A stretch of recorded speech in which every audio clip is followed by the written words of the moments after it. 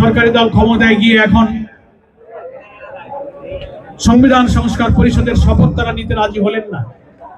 জুলাই সনদের পুরোটা বাস্তবায়ন করবেন কিনা তা নিয়ে কোনো কথা বলছেন না, ধোঁয়াশা এবং আরো প্রশ্ন তৈরি হচ্ছে। আমি মনে করি জুলাইয়ের সহস্র শাহাদাত, হাজার হাজার তরুণের ক্ষত বিক্ষত রক্তাক্ত দেহের স্মৃতি ভুলে গিয়ে জাতির আশা আকাঙ্ক্ষার প্রতীকে জুলাই সনদকে ভুলে গিয়ে জাতির আকাঙ্ক্ষার সাথে আপনারা ভিন্ন মত পোষণ করবেন না।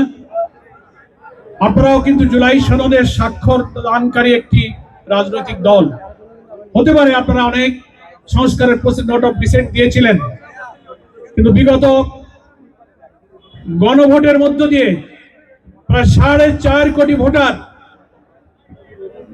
69% ভোটার হার পক্ষে ভোট দিয়ে হাকে জয়যুক্ত করে জুলাই সনদের পক্ষে সমর্থন দিয়েছে। ক্ষমতায় যাওয়ার পরে যদি এখন সেটা বাস্তবায়ন করা যাবে না, ওইটা মানি না, ওইটা শপথ গ্রহণ করবো না, এটা শপথের সাথে অঙ্গীকারের সাথে যায় না। জুলাই চার্টারের অঙ্গীকারনামার মধ্যে এটা উল্লেখ আছে।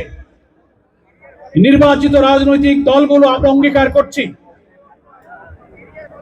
জুলাই সনদের সবকিছু পূর্ণাঙ্গভাবে আমরা বাস্তবায়ন করব।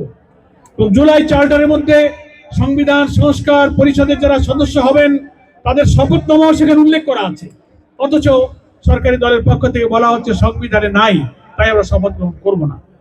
এটা ঠিক নয়। সংবিধানের দোহাই আগে অনেকে দিয়েছেন। সংবিধানের প্রশ্ন তুললে নিজেরাই আপনারা অনেক বিতর্কের মধ্যে পড়ে যাবেন। এই গণভোট, এই জাতীয় নির্বাচন, এই জাতীয় সংসদ, এই জুলাই সনদকে আপনারা বিতর্কিত না করে আমি মনে করি গণ আকাঙ্ক্ষা অভিপ্রায়ের প্রতি শ্রদ্ধা রাখুন।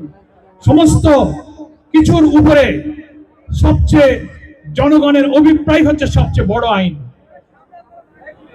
গণভোটে 69% ভোটে হাজার যুক্ত হওয়ার পরে এর উপরে আর কোনো আইন আর কোনো যুক্তি চলে না।